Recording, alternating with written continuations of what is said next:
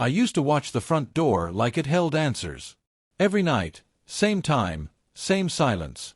David came home late again, his usual excuses already rehearsed. Work, meetings, exhaustion. No kiss, no smile. Just the sound of his shoes hitting the hardwood floor and a muttered, "I'm tired." I stopped asking questions a year ago. What was the point? Dinner sat cold on the table. He didn't touch it. I didn't bother offering any more. We lived in the same house like polite strangers. Everything about him used to make me feel safe. Now, even his silence had weight. I couldn't remember the last time we touched. Not really. Not with meaning. Michael arrived that Friday. David's son from his first marriage. 22, taller than I remembered, voice deeper. He gave me a soft hello, eyes calm but searching. I hadn't seen him in nearly a year. College, work, life. I hugged him and held on a little too long. He noticed, but didn't pull away. He helped bring in his bags, settled in the spare room. At dinner, it was the first time in months I heard laughter in the house. It wasn't from David. It was Michael, telling a story about a professor with a fake accent. I smiled without faking it. Michael caught it and smiled back. Later that night, I stood in the kitchen washing dishes. Michael walked in, grabbed a glass of water, leaned against the counter. He asked if I was okay. No one had asked me that in a very long time. I told him I was fine, and he didn't believe me. I could tell by the way he didn't say anything else, just waited. David didn't come to bed that night. He stayed in his office. Again. The next morning, I called Lena. My voice cracked before I said a word. She didn't say much, just let me speak. I told her everything except what I didn't know how to name. I told her I felt empty. Not unloved, just unseen. "He doesn't even look at me," I whispered. She asked if I still loved him. I didn't answer. That afternoon, Michael found me outside trimming the hedges. He offered to help. I handed him the shears, and our fingers brushed. For a second, the world felt still. Then he looked at me, not like a son, not like David's child, but like someone who saw something I had forgotten was there. And I let him. I didn't stop it. I didn't look away. Michael started staying up late, usually in the kitchen. I'd find him there around midnight, barefoot, reading something on his phone, the faint hum of the fridge the only sound between us. I didn't mean to join him, not at first. But every night, I found myself walking in, asking if he couldn't sleep either. He always said no, not really. We'd talk. It started with small things, music, movies, the kind of professors he liked, the kind of girls he didn't. But slowly, the conversation turned. He asked about me. Not just surface questions, real ones. When was the last time I felt happy? What did I want that I wasn't getting? I laughed the first time he asked. Then I cried the second. One night, I mentioned how David and I hadn't gone anywhere together in over 2 years. Michael said, "You deserve more than that." The way he said it stopped me. It wasn't pity. It was certainty. It made my throat tighten. He started helping around the house, without being asked. Fixed the loose cabinet hinge. Changed the porch light. Not like David, who would write it down and forget. Michael just noticed things, then did them. Quietly. Like he was trying to take weight off my shoulders. I told Lena that things were getting blurry. She asked if something had happened. I said no, not yet. But I could feel something building, like a shift I couldn't unfeel. She warned me to be careful. I told her I already wasn't. One night, the power flickered out during a storm. I lit candles and found him sitting by the window, watching the lightning. I joined him without a word. I remember the silence between us, full of meaning.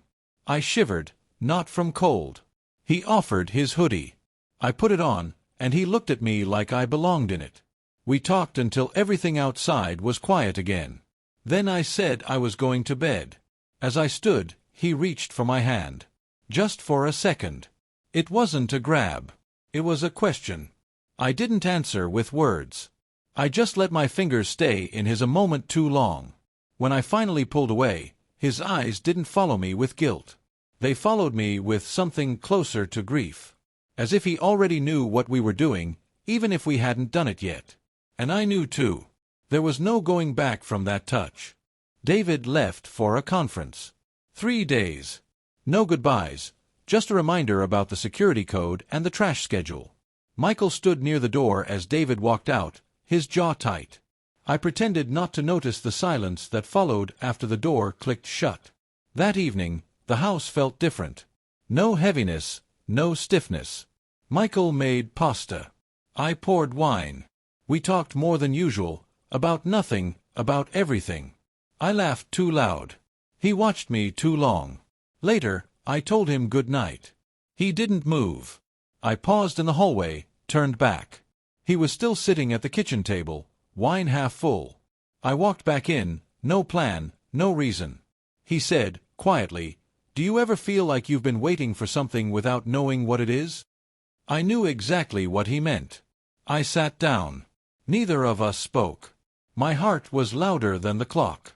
Then, with no warning, he reached across the table and touched my hand. Slowly, carefully. I didn't pull away. His thumb grazed mine. My breath caught. Then it happened. A kiss. Gentle at first, like asking permission. I didn't stop him. I didn't even hesitate. What followed was clumsy and urgent. Years of loneliness poured out in a night. I wasn't thinking about consequences. I wasn't thinking about anyone else. Just him. His hands, his mouth, the way he looked at me like I was someone worth wanting. Afterward, I lay there staring at the ceiling. The silence between us was different now. Full, not empty. I turned to him. He said, "I didn't mean for it to happen. But I don't regret it." I didn't speak. I didn't trust my voice. The next morning, everything felt sharper. I made coffee. My hands shook. Michael came down, quiet, unsure. We didn't touch. We didn't need to. The air still carried the weight of what we'd done. He asked, "What now?" I didn't have an answer. I called Lena that afternoon. I confessed. Her voice turned cold, then soft. "You crossed a line you can't uncross," she said. I knew she was right. That night, I avoided Michael. He knocked on my door. I didn't open it. I couldn't. The damage was already done. And part of me wasn't sorry. David came back a day early. He didn't call ahead. I was in the kitchen when I heard the door. My breath stopped. Michael was upstairs. My hands were still damp from washing. I greeted David like nothing had changed. He looked tired. He barely looked at me. Something in him paused as he walked past the hallway. I saw it in his face, a flicker of suspicion he didn't know how to name. I played calm. My voice didn't shake, but my heart did. Michael stayed upstairs all day. We didn't speak. Avoiding each other was the only thing we could do right. But tension thickened with every passing hour. David noticed. That night, while Michael walked past the living room, I saw his fists clenched. I whispered, "Son, calm down." The words came out instinctively. Regret followed instantly. David looked up. "What did you just call him?" Michael froze. I looked at David, then at Michael. Neither moved. I tried to fix it with silence, but David wouldn't let it drop. He followed me into the kitchen, cornered me with his eyes. "Something happened. Tell me now." There was no good version of the truth. Only the truth itself. I told him. Not with details. Just enough. He didn't yell. He didn't even speak at first. Just stared like I'd turned into someone else right in front of him. Then he walked out, straight up the stairs. I followed, barely breathing. Michael was already packing. David stood in the doorway. "Get out," he said. Michael didn't argue. He zipped the bag, picked it up, and walked past his father without making eye contact. I stood there, useless. David didn't look at me. That night, we slept in different rooms. I lay awake, listening to the rain against the window. I didn't cry. I couldn't. The next morning, David didn't speak to me. He didn't eat, didn't touch his coffee. He left without a word. I sat at the kitchen table alone. Michael was gone. David might never come back in the way I needed. I looked at my reflection in the window. I didn't recognize her. I whispered to no one, I didn't mean for any of it. But I meant all of it. And for the first time, I understood what it meant to break something that could never be repaired.